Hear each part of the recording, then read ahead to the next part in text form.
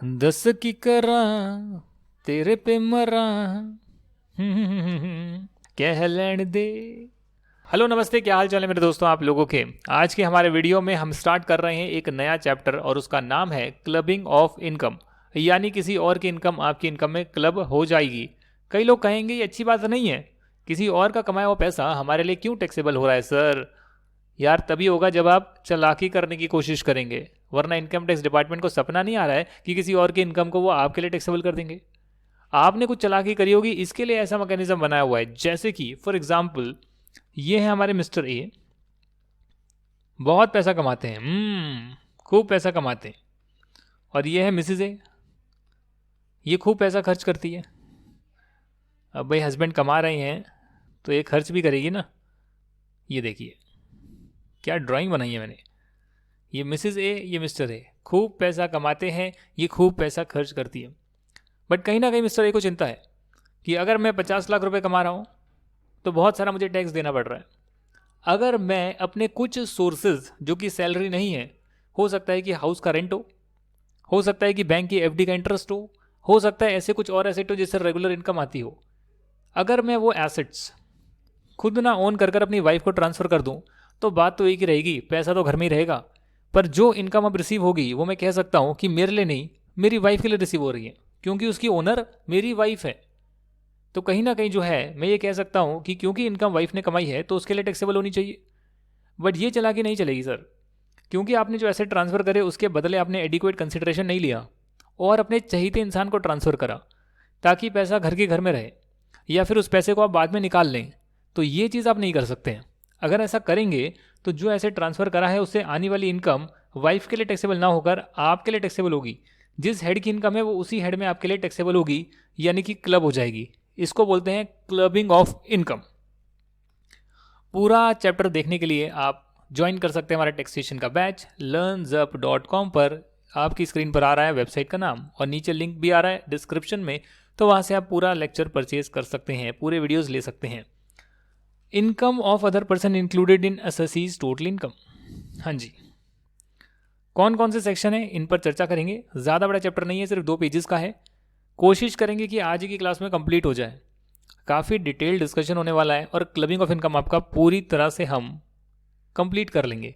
इसकी वेटेज वैसे कुछ ज़्यादा नहीं है, पर हो सकता है कि 1-2 नंबर का आ जाए, किसी क्वेश्चन के अंदर इनबिल्ट आ जाए, टोटल इनकम के क्वेश्चन के साथ आ जाए, या फिर अगर ऐसे के दिमाग में कुछ खुराफात मच गई तो हो सकता है कि 4 नंबर का क्वेश्चन आपको अलग से दे दें ऑन क्लबिंग ऑफ इनकम। तो बताइए सर क्या क्या होते हैं क्लबिंग के प्रोविजंस, आइए जानते हैं। सेक्शन नंबर 60 क्या कहता है। अगर आप किसी को इनकम ट्रांसफ़र कर रहे हैं और एसेट का ट्रांसफ़र आप नहीं कर रहे, यानी कि सिर्फ इनकम जा रही है, जो मेरे बैंक अकाउंट में आनी चाहिए थी इनकम जो मैंने कमाई है, मैं कहता हूँ कि इनकम मुझे ना देकर किसी और को दे दो, तो उसके लिए टैक्सेबल होगी क्या? The answer is no. अगर आपने कमाई है तो आप ही के लिए टैक्सेबल होगी। यदि आप एसेट को ट्रांसफ़र नहीं कर रहे, सिर्फ इनकम जो आपके पास आती है उस इनकम को आप किसी और को ट्रांसफ़र कर रहे हैं या रिसीव करके ट्रांसफ़र कर रहे हैं, तो इसका मतलब ये नहीं कि वो किसी दूसरे इंसान की इनकम है। जी नहीं, मिस्टर ए ने ट्रांसफ़र कर दिया interest earned on bonds to mister B. Mister A bonds के ओनर हैं, मिस्टर ए को ही वो रिसीव होना था इंटरेस्ट, उन्होंने वो इंटरेस्ट मिस्टर बी को दे दिया।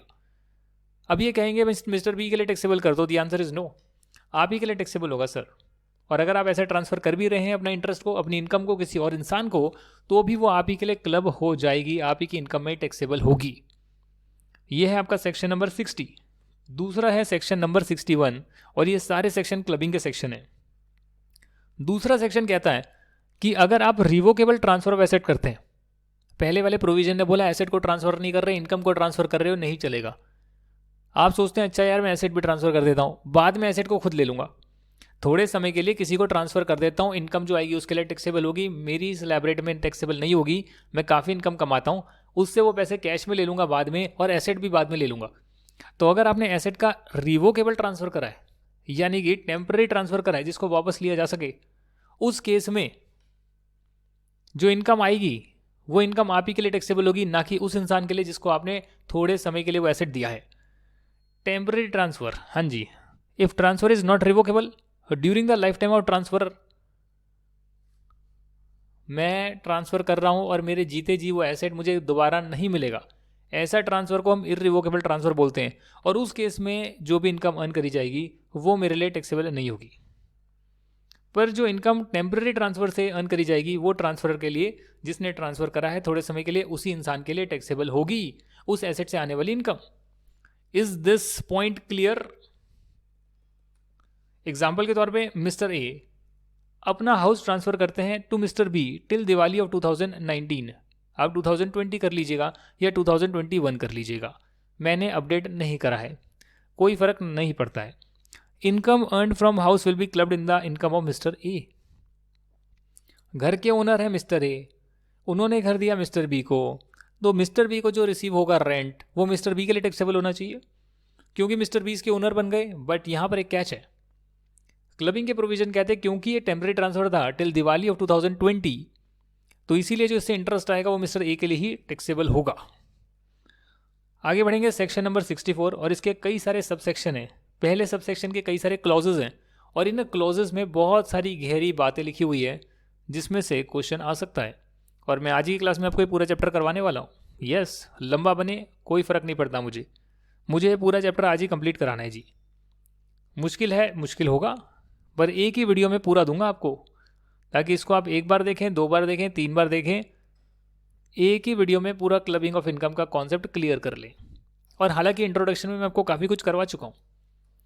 सेक्शन नंबर 64 सबसेक्शन 1 का क्लॉज 2 कहता है remuneration earned bye spouse from a concern in which assessee has a substantial interest that is greater than 20%। अब स्पाउस कौन होता है सर? पार्टनर को बोलते हैं। मिस्टर ए के लिए ऊपर हमने करा था, मिस्टर ए अपने वाइफ को स्पाउस बोलेंगे और मिसेज ए अपने हस्बैंड को स्पाउस बोलेगी। कॉमन वर्ड है, इसकी जगह पार्टनर वर्ड यूज़ होना चाहिए, ये रिकमेंडेशन में आया है। अब अगर मान लेते हैं कि मिस्टर ए यहाँ पर काम कर रहे हैं, 50 लाख रुपए कमा रहे थे, 50 लाख रुपए, उस कंपनी में इनका सब्सटेंशियल इंटरेस्ट है यानी 20% से ज़्यादा इंटरेस्ट है, तो कहीं ना कहीं जो कंपनी में डिसीजन लिए जाएंगे उसमें इनकी बात भी सुनी जाएगी क्योंकि ये इसके सब्सटेंशियल ओनर हैं। ये कहते हैं कि मेरी वाइफ को इस कंपनी में लगवा देता हूँ, मुझे सैलरी जो है 40 लाख दे देना, वाइफ को 10 लाख दे देना। बात तो एक ही है, वैसे भी आप 50 लाख ही दे रहे हैं, या फिर मैं तो 50 लाख पूरे लूँगा, अब क्योंकि मेरे रेफरेंस है तो वाइफ को भी यहाँ चिपका देता हूँ और 10 लाख रुपये उसको भी दिलवा देता हूँ क्योंकि भैया मेरा ओनर है, मेरी लोग सुनते हैं, तो कहीं ना कहीं कंपनी से और पैसा ऐंठते हैं। ऐसा अगर करने का मैकेनिज्म है तो बिल्कुल कर सकते हो। अगर वाइफ क्वालिफाइड है, टेक्निकल प्रोफेशनल नॉलेज है, कोई दिक्कत नहीं है, वो यहाँ पर काम करे, कहीं पर भी काम करे, उसका हक है। बट अगर आप सिर्फ रेफरेंस लगा रहे हैं और इसके पास क्वालिफिकेशन नहीं और अपनी स्पाउस को लगा रहे हैं और आपका उस कंपनी में सब्सटेंशियल इंटरेस्ट भी है, तो कहीं ना कहीं आप कंपनी का पैसा खुद ना लेकर किसी और रिलेटिव के बहाने इसको बाहर पहुँचा रहे हैं। ये नहीं चलेगा, ये सैलरी भी आप ही की इनकम में क्लब हो जाएगी, ये बात यहाँ लिखी हुई है। अगर स्पाउस के पास टेक्निकल प्रोफेशनल स्किल्स या एक्सपीरियंस नहीं है, उस केस में आप ही के लिए टैक्सेबल होगी। अगर हस्बैंड और वाइफ दोनों का सब्सटेंशियल इंटरेस्ट है तो उस स्पाउस की इनकम में क्लब कर दो जिसकी हायर ग्रॉस टोटल इनकम है। हो सकता है कि इस पर्टिकुलर बिजनेस में दोनों का सब्सटेंशियल इंटरेस्ट हो, तो जिसकी ग्रॉस टोटल इनकम ज़्यादा है उसकी इनकम में क्लब कर दो दोनों की सैलरी इनकम, क्योंकि हम जो है सैलरी की बात कर रहे हैं। Remuneration is a kind of a salary. Is this clear? Yes sir. Next point पर मूव करेंगे, सेक्शन नंबर 64 सबसेक्शन 1 क्लॉज 4। आप जो है एसेट ट्रांसफ़र कर रहे हैं अपनी स्पाउस को, और स्पाउस को जो आप एसेट ट्रांसफ़र कर रहे हैं उसमें आपने विदाउट एडिक्वेट कंसिडरेशन उसको ट्रांसफ़र करा है। यानी स्पाउस ने आपको हो सकता है कि 1 करोड़ के घर के 10 लाख रुपए दिए हों, 10 लाख रुपए के घर के 2 लाख रुपए दिए हों, एडिक्वेट कंसिडरेशन मिसिंग हो या फ्री में ही दे दिया हो आपने, बात एक ही है। और आपका कोई ऐसा एग्रीमेंट भी नहीं है कि हम दोनों अलग अलग रहेंगे, क्योंकि अगर अलग अलग रहने का, लिविंग अपार्ट रहने का एग्रीमेंट है तो जाहिर सी बात है दूसरे इंसान को रहने के लिए जगह की ज़रूरत पड़ेगी, और उसलिए हो सकता है कि आपने वो जगह या वो घर अपनी वाइफ को दिया हो या अपने स्पाउस को दिया हो। पर अगर ऐसा नहीं है, ना तो आप अलग अलग रह रहे हैं ना आप एडिक्वेट कंसिडरेशन ले रहे हैं, उस केस में एक चीज़ और चेक होगी, the relationship of husband and wife exist भी करता है ट्रांसफ़र के टाइम और जब इनकम एक्रू हो रही है, यानी आपका डाइवोर्स नहीं हुआ है, you are husband and wife at the time of transfer and at the time of income accrual. अगर ये सभी कंडीशंस मीट हो जाती है तो कहीं ना कहीं आपने इनकम को घुमाने की कोशिश करी है, अपने एसेट को वाइफ को देकर या स्पाउस को देकर उससे आने वाली इनकम को घुमाने की कोशिश करी है, ये नहीं चलेगा। If asset is house property तो ये तो हम ऑलरेडी हाउस प्रॉपर्टी के चैप्टर में कर चुके हैं कि उसमें डीम्ड ओनरशिप का कॉन्सेप्ट लगता है। स्पाउस को दोगे, एडिक्वेट कंसिडरेशन नहीं है, लिविंग अपार्ट का नहीं है एग्रीमेंट, उस केस में आप उसके डीम्ड ओनर माने जाओगे, हाउस प्रॉपर्टी से आने वाली इनकम आपके लिए टैक्सेबल होगी। ये हम ऑलरेडी हाउस प्रॉपर्टी के चैप्टर में कर चुके हैं। बाकी कोई एसेट होगा जिसमें सेम चीज़ करी गई है कि स्पाउस को दिया है और एडिक्वेट कंसिडरेशन नहीं है, लिविंग अपार्ट का एग्रीमेंट नहीं है, उस केस में क्लबिंग के प्रोविजंस लगेंगे और इनकम आप ही के लिए क्लब होगी, यानी ट्रांसफरर के लिए क्लब होगी। अधिकतर केसेस में हस्बैंड ही वाइफ को ये सारी चीज़ें देता है। उल्टा केस मैंने कभी देखा नहीं, बाकी अगर हो तो मुझे ज़रूर बताइएगा। एग्जाम्पल्स देखते हैं। Assessee transfers asset to spouse and spouse invest that asset in her business. Very very interesting, but इसको हम बाद में करेंगे लेटर, क्योंकि ये थोड़ा सा कॉम्प्लेक्स है। अभी हम बात करते हैं सेक्शन 64 सबसेक्शन 1 क्लॉज 6 की। Asset transfer to son's wife without adequate consideration. बहू को, डॉटर इन लॉ को हिंदी में बहू बोलते हैं। हस्बैंड ने वाइफ को नहीं दिया, बट ससुर ने बहू को बिना एडिक्वेट कंसिडरेशन के कोई एसेट ट्रांसफर कर दिया। अपने बच्चे को ना देकर अपने बच्चे की वाइफ को ट्रांसफर कर दिया कि अब जो उससे इनकम आएगी वो वाइफ के लिए टैक्सेबल होगी, बच्चे की वाइफ के लिए टैक्सेबल होगी। और ऐसे जो है कहीं ना कहीं इनकम को, अपनी इनकम कम करने की कोशिश करी गई है, ऐसा नहीं चलेगा।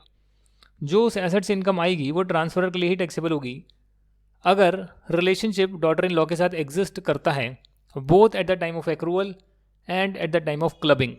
जी हाँ, अगर हस्बैंड वाइफ का डाइवोर्स हो गया, आपके बच्चे का डाइवोर्स हो गया और फिर आप कुछ ट्रांसफ़र कर रहे हैं तो अलग बात है।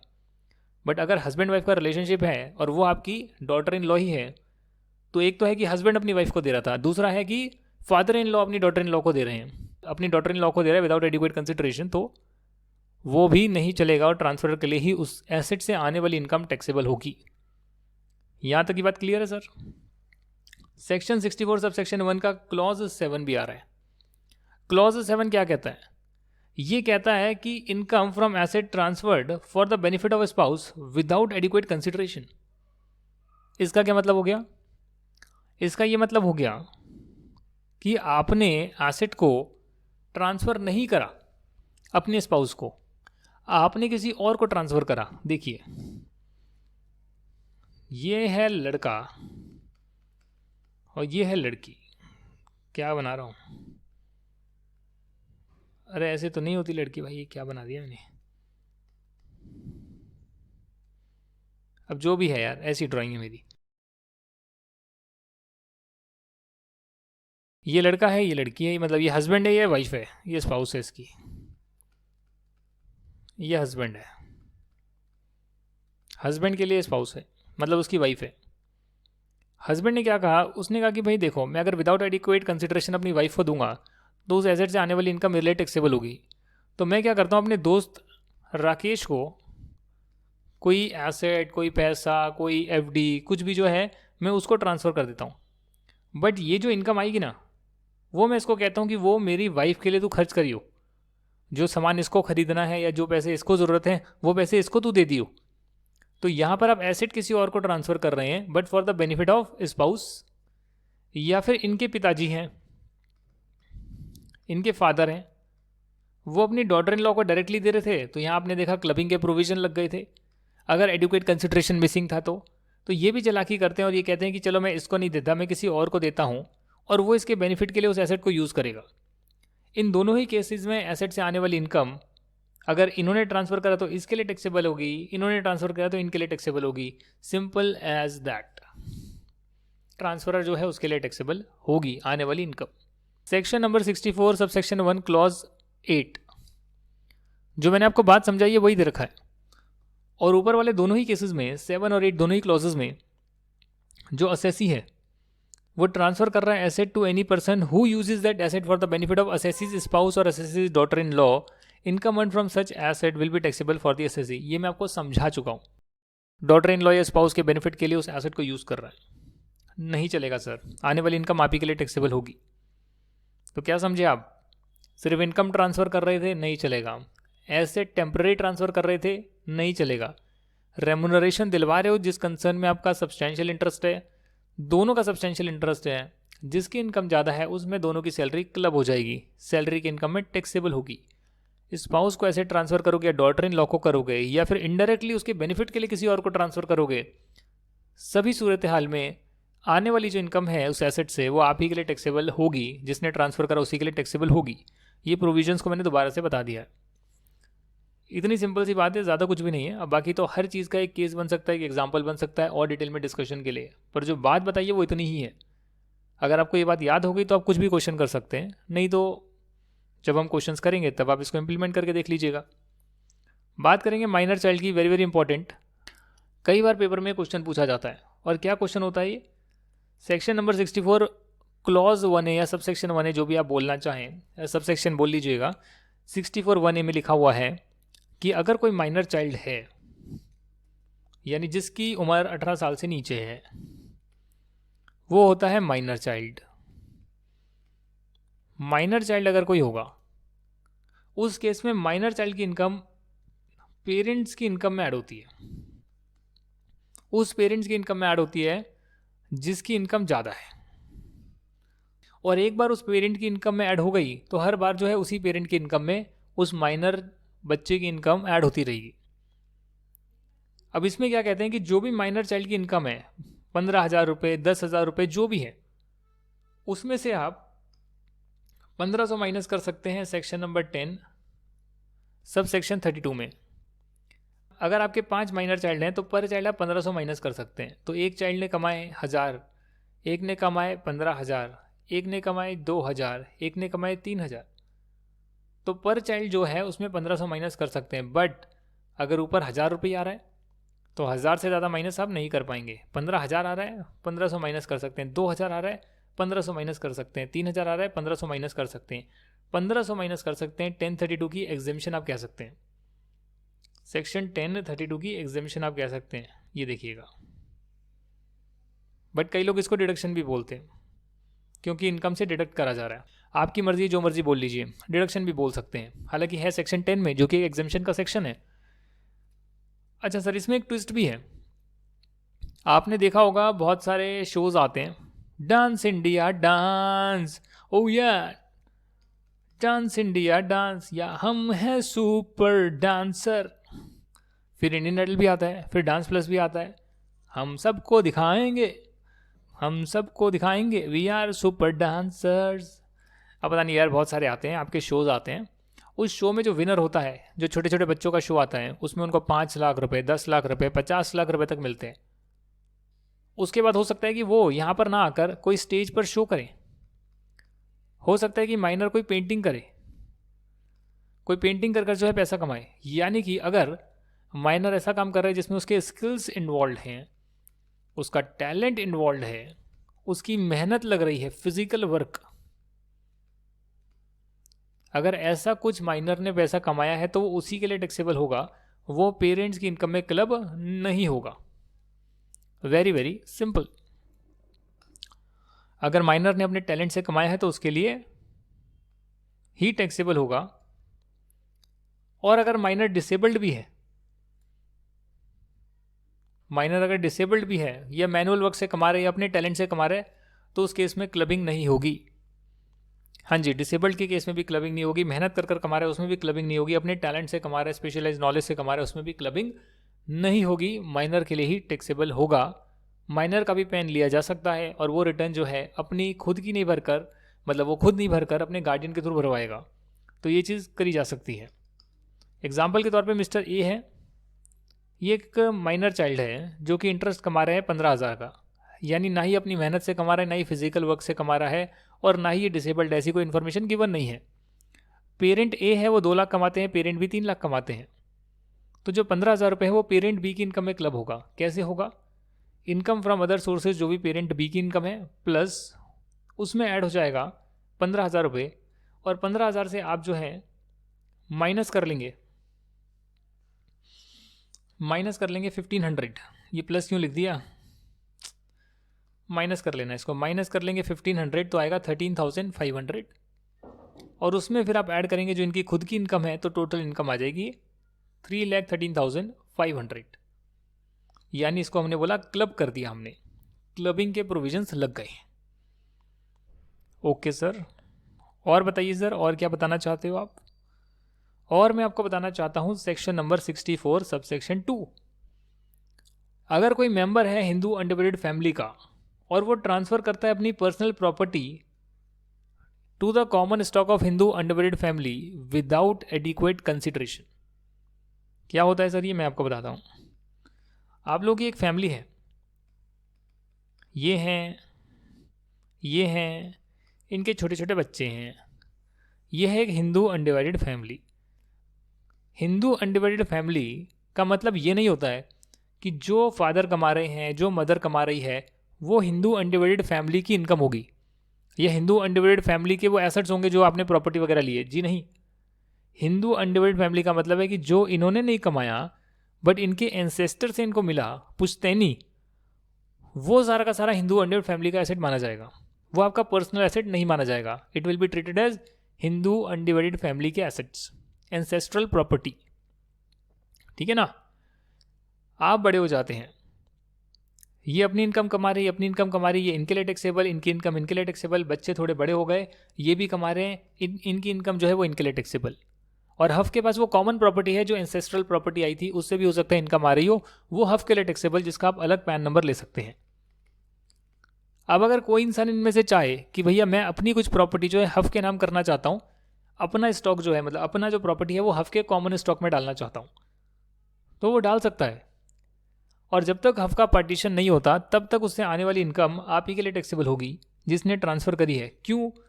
क्योंकि आपने दे तो दिया, बदले में आपने पैसे नहीं लिए, तो क्लबिंग के प्रोविजन लगेंगे, आप ही के लिए टैक्सेबल होगी। बट फ्यूचर में अगर हफ का पार्टीशन हो जाता है, हफ बिखर जाती है, टूट जाती है, सब अपने अपने रास्ते चलने लगते हैं, तो जितना पोर्शन ट्रांसफरर को रिसीव होगा या उसके स्पाउस को रिसीव होगा, सिर्फ उतने पोर्शन का जो है आने वाली जो इनकम है इस व्यक्ति के लिए टैक्सेबल होगी। मतलब आपने जो है, मान लेते हैं कि आपने फिक्स डिपॉजिट ट्रांसफ़र कर दी 10 लाख रुपए की, उससे आने वाला इंटरेस्ट हफ के लिए टैक्सेबल नहीं होगा क्योंकि बदले में आपने कुछ लिया नहीं, वो पूरा का पूरा इंटरेस्ट जो है आप ही के लिए टैक्सेबल होगा क्योंकि आपने ट्रांसफ़र करा है। अब हफ का जो है पार्टीशन हो जाता है, 4 लोग हैं, चारों में जो है करीब करीब 2.5 लाख रुपए बच जाते हैं, 2.5 लाख सब में बटते हैं, फादर में, मदर में, आप में, आपकी सिस्टर में बट जाते हैं। बट ऐसा नहीं होता, क्यों? क्योंकि तब तक आपकी मैरिज हो गई होती है, तो आप भी होते हैं, अब आपकी वाइफ भी होती है, तो अब जो है 5 जने हो गए, तो 5 जने हो गए तो सब में 2-2 लाख रुपए बटेंगे। मदर, फादर, आपकी सिस्टर, आप और आपकी वाइफ, 10 लाख की एफडी 5 में बट गई। अब क्योंकि पार्टीशन हो गया तो जो हफ का हिस्सा इनको मिला, वैसे एक्चुअली में आप ही का था, बट आपने तो जानबूझ के हफ के कॉमन स्टॉक में डाला था कि भाई लो जब पार्टीशन होगा तो सब में बटेगा, वरना मत डालते। अगर आपको इतना प्यारा था पैसा तो मत डालते, खुद रख लेते। और वैसे भी कॉमन स्टॉक में डालकर जो आने वाली इनकम थी वो तो आप ही के लिए टैक्सेबल हो रही थी क्योंकि आपने एडिक्वेट कंसिडरेशन कुछ नहीं लिया था।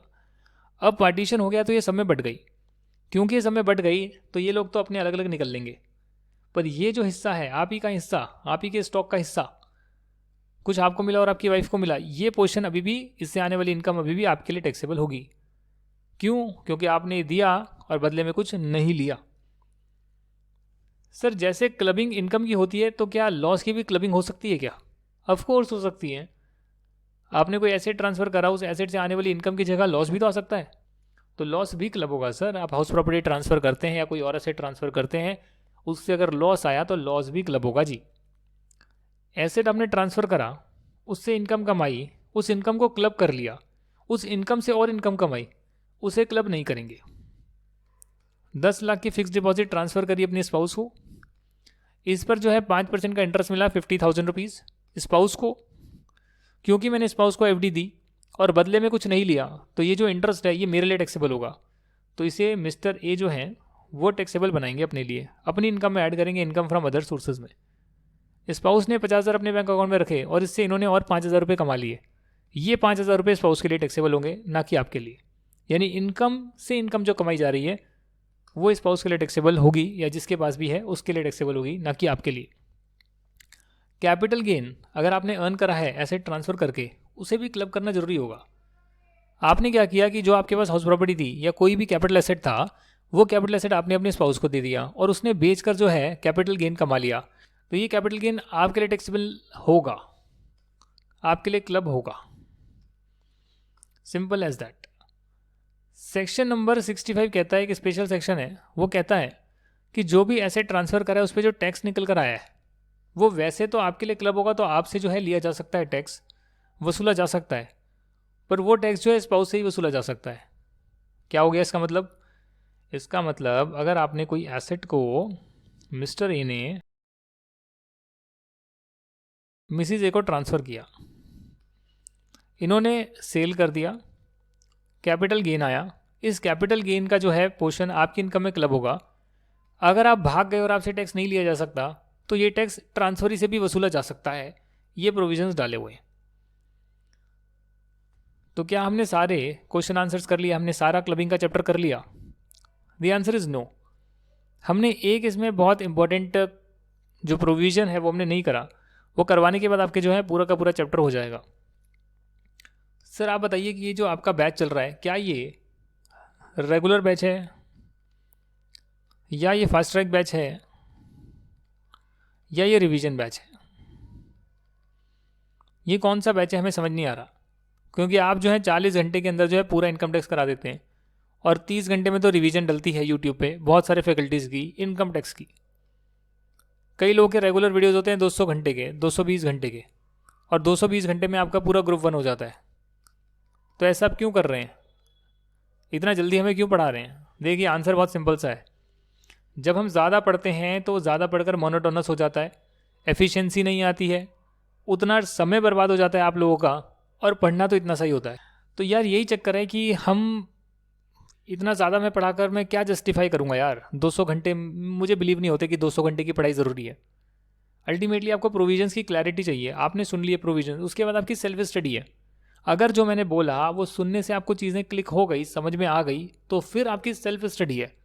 और प्रोविजंस की जो इम्प्लीमेंटेशन है, मैं जितना भी समझा लूँ, जितना भी डिस्कशन करा लूँ, मैं जब तक क्वेश्चन आंसर नहीं करोगे प्रोविजंस की एप्लीकेबिलिटी या उसकी जो भी एप्लीकेशन है वो आपको नहीं समझ में आएगी।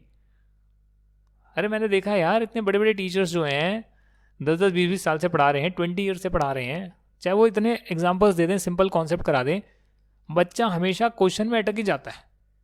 तो इसीलिए असली इम्प्लीमेंटेशन है कि क्वेश्चन आ रहे हैं या नहीं आ रहे।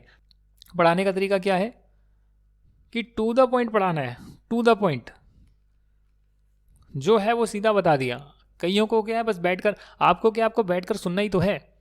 सुन लिया, उसके बाद रीडिंग लगा लिया, साथ में अपना मटेरियल ओपन कर रख लिया, मार्किंग कर ली, पॉज कर रीडिंग कर ली, और चीज़ें क्लियर हो गई कि क्या बता रहे हैं, वो चीज़ें समझ में आ रही है, तो बस चीज़ें समझ में आ गई। उसके बाद तो उसकी एप्लीकेशन है कि आप जाइए, आप क्वेश्चन आंसर्स की प्रैक्टिस करिए, ऑन प्रोविजंस को लगाइए, तो वहाँ पर जो है चीज़ें जो है हमेशा के लिए परमानेंट बैठेगी दिमाग में। वरना तो कहानी बहुत है बनाने के लिए। ये जो क्वेश्चन मैं करा रहा हूँ इस एग्जाम्पल के 10 आपको एग्जाम्पल दिए जा सकते हैं जो भी मैं करवाने वाला हूँ, बट वैसा नहीं करना ना, क्योंकि जितना डिटेल में जाएंगे तो आप कोई सीए फाइनल में नहीं है। बहुत सारे लोग हैं वो बीकॉम में पढ़ कर आए हैं, कई सारे लोग हैं जो पहले कभी पढ़ चुके हैं, और बहुत सारे लोग हैं जो ब्रिलियंट स्टूडेंट्स हैं और उनको टू द पॉइंट चाहिए। आपके स्टडी मटेरियल में जो लिखा है, जो क्रिस्टल क्लियर बात है, वो आपको डायरेक्टली आपको सुनकर जो है काम आपका बन सकता है। बहुत देखा है मैंने यार, ये 122 पेज में दे रहा हूँ, 400 पन्नों की किताब पढ़ाने के बाद स्टूडेंट को कुछ समझ में नहीं आ रहा, इतना डिटेल में करवा दिया। उसकी ज़रूरत क्या है भाई? जब प्रोविजंस इतने से हैं तो वो प्रोविजंस को ढंग से पढ़ाइए आप, और फिर उसकी एप्लीकेशन स्टूडेंट के हाथ में, और डेफिनेटली क्वेश्चन आंसर्स तो मैं करा ही रहा हूँ। तो ये आपका एग्जाम्पल क्या कहता है? ये कहता है कि अगर असेसी अपने स्पाउस को एसेट ट्रांसफ़र करता है और स्पाउस उस एसेट को बिजनेस में लगा देता है, तो क्या हो गया यहाँ पर? तो यहाँ पर बिजनेस से आने वाली इनकम आपके लिए टैक्सेबल हो जाएगी। मिस्टर ए ने एसेट जो हैं स्पाउस को दिए, स्पाउस ने उस एसेट को अपने बिजनेस में लगा दिया। अब बिजनेस से जो इनकम आएगी, क्या वो पूरी इनकम क्लब होगी? The answer is no. जितना प्रपोर्शन एसेट का है बिजनेस के टोटल एसेट्स में, या मतलब जो भी आप कह लो, जो भी पैसा बिजनेस में लगाया, जो भी पैसा इन्वेस्ट करा, जिसे कैपिटल बोलते हैं, और एक तरह से जब स्पाउस ने वो एसेट को यहाँ लगाया होगा तो वो भी तो कैपिटल में लगाया होगा। एंट्री क्या हुई होगी? स्पाउस ने एसेट बिजनेस में लगाया तो क्या हुआ होगा? बिजनेस के एसेट बढ़ गए और कैपिटल अकाउंट भी बढ़ गया। To capital. तो यानी जो भी पैसा बिजनेस में लगाया है, चाहे एसेट की फॉर्म में लगाया है जो उसको अपने हस्बैंड से मिला था, या उसने खुद का पैसा लगाया है, या हस्बैंड ने पैसा दिया था वो पैसा इसने बिजनेस में लगाया है, किसी भी प्रकार का एसेट हो सकता है जो स्पाउस ने बिजनेस में लगाया है। तो जो भी कैपिटल है स्पाउस की, उसमें से कितना पोर्शन ऐसा है कि जो हस्बैंड से आया था और बाकी का कितना पोर्शन है वो देखना पड़ेगा, और उसके प्रपोर्शन में जो प्रॉफिट है उसे बांटना पड़ेगा, जैसे कि यहां पर दे रखा है। Assessee transfer asset to spouse and spouse invest that asset in her business, या फिर उसे इंट्रोड्यूस कर लेते हैं as capital of her firm. तो यहाँ पर जो इनकम अर्न करी जाएगी from such asset will be clubbed in the income of transferor.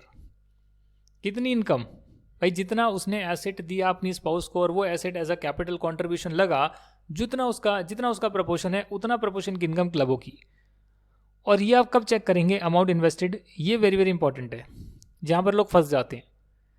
हमेशा ही आप 1 अप्रैल ऑफ द प्रीवियस ईयर को चेक करेंगे। जैसे कि मान लेते हैं 1 अप्रैल ऑफ द 2020 को टोटल कैपिटल है स्पाउस के बिजनेस की 10 लाख और वो उसकी खुद की है। हस्बैंड ने जो है 5 मई 2020 को जो है 3 लाख रुपए दिए और वो स्पाउस ने अपने बिजनेस में लगा लिए और टोटल कैपिटल हो गई 13 लाख। तो ईयर 2021 की जो इनकम आएगी, मान लेते हैं 3 लाख रुपए की इनकम आ रही है, 4 लाख रुपए की इनकम आ रही है, उसको जब आप चेक करोगे कितना प्रपोर्शन हस्बैंड से आया उस इनकम को लगाने से कमाया और कितना प्रपोर्शन इसका खुद का था स्पाउस का, तो वो जो कैपिटल आप चेक करोगे 1 अप्रैल की चेक करोगे। और 1 अप्रैल को तो 10 लाख रुपए लगे हुए थे और सारा का सारा स्पाउस का खुद का था, हस्बैंड ने तो बाद में दिया। तो यानी 2021 ईयर की इनकम का कुछ भी हिस्सा क्लब नहीं होगा। देख रहे हो चालाकी? हाँ, नेक्स्ट ईयर फिर क्लब होगा, नेक्स्ट ईयर फिर क्लब होगा। कैसे करोगे आप? टोटल टैक्सेबल इनकम के 2 हिस्से कर लोगे।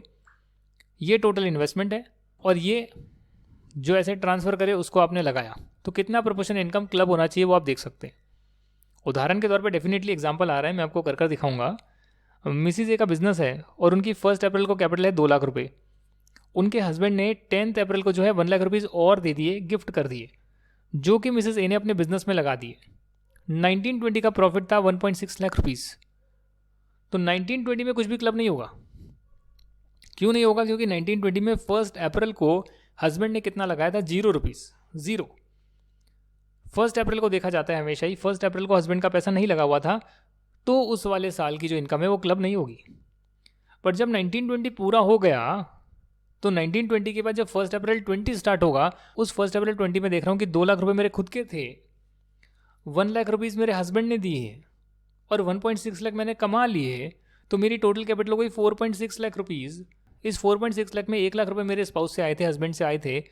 तो जो मैंने नेक्स्ट ईयर 4 लाख की इनकम कमाई है, उस 4 लाख का मैं 2 हिस्से करूँगा कि भाई देखो 4 लाख कमाया 4.6 लाख लगाकर, तो जो हस्बैंड से 1 लाख आया उसका कितना प्रोपोर्शन बनेगा? तो वो निकल कर आ गया 86,956 यूनिटरी मेथड से। Very very simple. Unitary method आपको स्कूलों में आता होगा, स्कूल में करा होगा आपने, तो उससे आपने देख लिया कितनी इनकम आपके हस्बैंड के लिए क्लब होगी। हमेशा ही 1 अप्रैल को कैपिटल देखी जाती है। 1 अप्रैल 20 की कैपिटल देखने के लिए मैंने 1 अप्रैल 19 की कैपिटल ली, उसमें प्रॉफिट जोड़ा और उसमें जो हस्बैंड से मिला वो भी जोड़ा, तो मेरे पास 1 अप्रैल 20 की कैपिटल आई। तो ये क्वेश्चन भी पेपर में आता है 4-5 नंबर का, कंफ्यूज करने के लिए। आखिरी प्रोविजन, आखिरी कॉन्सेप्ट हम कर रहे हैं क्रॉस ट्रांसफर का। क्लबिंग को अवॉइड करने के लिए एक और तरीका इन लोगों ने निकाल लिया। आखिरी जो कॉन्सेप्ट है क्रॉस ट्रांसफर का, ये कई लोगों ने तिगड़म निकाली। क्या तिगड़म निकाली सुनिएगा, बड़ी इंटरेस्टिंग है। ये मिस्टर ए हैं और ये मिस्टर बी हैं, ये मिसेस ए हैं और ये जो है मिसेस बी हैं, है ना। अब मिस्टर ए सोच रहे हैं कि अगर मैं पैसा जो है अपनी वाइफ को दूंगा तो मेरे लिए क्लब हो जाएगी। मिस्टर बी सोच रहे हैं अगर मैं अपनी वाइफ को दूंगा तो मेरे लिए क्लब हो जाएगी उससे आने वाली इनकम। तो मिस्टर ए और मिस्टर बी आपस में बोलते हैं यार एक काम करते हैं, मैं दे देता हूँ तुम्हारी वाइफ को पैसे 5 लाख रुपए और तुम दे दो मेरी वाइफ को 5 लाख रुपए। तो बात तो एक ही है, डायरेक्टली ना देकर इनडायरेक्टली घुमा दिया। इसमें भी जो आने वाली इनकम है वो आप ही के लिए क्लब होगी, यानी आपके वाइफ को जो मिला उससे आने वाली इनकम आपके लिए क्लब और मिसेस बी को जो मिला उससे आने वाली इनकम मिस्टर बी के लिए क्लब। अब आप सोचते हैं चलो एक काम करते हैं, तुम मेरी वाइफ को या मैं तुम्हारी वाइफ को 5 लाख देता हूँ, तुम मेरी वाइफ को 6 लाख दो, 1 लाख की सेटलमेंट अपन कहीं और कर लेंगे, तो अब तो मैंने सेम अमाउंट नहीं दी, अब तो मैंने अलग अलग अमाउंट दी है, तो किसी को पकड़ में नहीं आएगा। तो भी अगर पकड़ में आ गया तो हम कहेंगे इसमें 5 लाख रुपए तो कॉमन है। तो एक तरह से 5 लाख रुपए आपने अपनी वाइफ को डायरेक्टली ना देकर इनडायरेक्टली यहाँ दिए, और फिर किसी और ने आपकी वाइफ को वो 5 लाख रुपए दे दिए। हाँ, 1 लाख रुपए एक्स्ट्रा दिए हैं वो क्लब नहीं होंगे, बट जो 5 लाख रुपए हैं, मतलब 1 लाख रुपए तो क्लब होंगे नहीं, उससे आने वाली इनकम क्लब होती है। तो जो 5 लाख रुपए कॉमन है वो जो है उससे आने वाली जो इनकम है वो कहीं ना कहीं आपके लिए क्लब होगी। इसको क्रॉस ट्रांसफ़र बोलते हैं। ए ने ट्रांसफ़र करे 5 लाख बी की वाइफ को, बी ने ट्रांसफ़र करे 6 लाख ए की वाइफ को, ताकि क्लबिंग के प्रोविज़न हट जाएं। पर फिर भी जो है 5 लाख रुपए से आने वाली इनकम टैक्सेबल होगी। जो ए की वाइफ से आ रही है वो ए के लिए टैक्सेबल होगी। टैक्सेबल फ्रॉम हिम नहीं, टैक्सेबल फॉर हिम होना चाहिए। 5 लाख रुपए कॉमन है तो इनडायरेक्टली आपने ट्रांसफ़र करा है अपनी ही वाइफ को। ऐसा एक केस भी आया था, commissioner of income tax versus Keshav ji Morar ji का केस आया था। तो केस को कोट कर आ सकते हैं, अच्छे नंबर मिलेंगे। सेक्शन नंबर को कोट कर आ सकते हैं जहाँ जहाँ सेक्शन नंबर आया है। कई लोग कहते हैं मैंने सेक्शन नंबर नहीं कराया, बट देखा जाए तो सेक्शन 60 कराया है, 61 कराया है, 64(1)(2) कराया है, 64(1)(4) कराया है, 64(1)(6) कराया है, 7 कराया है, 8 कराया है, 64(1)(a) कराया है जो माइनर चाइल्ड का होता है, 64(2) कराया है। तो मैंने आपको सेक्शन कराए हैं, और अगर इतने सेक्शन आप अच्छे से कर लेते हैं तो इनकम टैक्स में आप अच्छे नंबर ला सकते हैं, टैक्सेशन में अच्छे नंबर ला सकते हैं। नेक्स्ट क्लास में जो है हम सेट ऑफ कैरी फॉरवर्ड नहीं करेंगे, पहले मैं आपको क्लबिंग के क्वेश्चन आंसर्स कराऊंगा, और उसके बाद जो है हम set of and carry forward का चैप्टर करेंगे। ये भी काफ़ी बड़ा चैप्टर तो नहीं है, और एक क्लास में जो है हो सकता है, इसको मैं शूट कर रहा हूँ, उसके बाद इसका स्टडी मटेरियल होगा, फिर एक क्लास में एग्जामिशन होगा, एक ही क्लास में एग्जामिशन होगा, फिर इसके क्वेश्चन आंसर्स होंगे उसकी नेक्स्ट क्लास में, फिर डिडक्शन होगा जो कि 2 या 3 क्लासेस में चलेगा, थोड़ा लंबा है तो 3 क्लासेस के वीडियोस बनेंगे इसके, और फिर इसके क्वेश्चन आंसर्स होंगे। तो ऐसे कर हम 96 पेजेस तक पहुँचेंगे, और बस मैं बैठा हुआ हूँ यहाँ पर और फटाफट जो है डेली के 2 या 3 वीडियोज़ जो हैं बनाए जा रहा हूँ, ताकि आने वाले 10-15 दिनों में आपका पूरा इनकम टैक्स कंप्लीट हो जाए, and then we will start GST course. Definitely उसके लिए मुझे आपकी नई बुक अमेंड करनी पड़ेगी, उसको लाना पड़ेगा, लॉन्च करना पड़ेगा, और फिर जो है हम इसे डिस्कस करेंगे। Thank you for watching this video, stay tuned, जय हिंद। और आगे भी ऐसे ही वीडियोज़ आएंगे थोड़ा सुपर फास्ट में, और मुझे लगता है कि आप समझ सकते हैं, अगर आप कॉन्सेंट्रेट कर जो है पढ़ें तो जो चीज़ें मैंने बोली है वो आप समझ पा रहे हैं। बाकी आपकी सेल्फ स्टडी है, तो एक बार रीडिंग ज़रूर करिएगा। Okay then, see you in the next video, bye bye.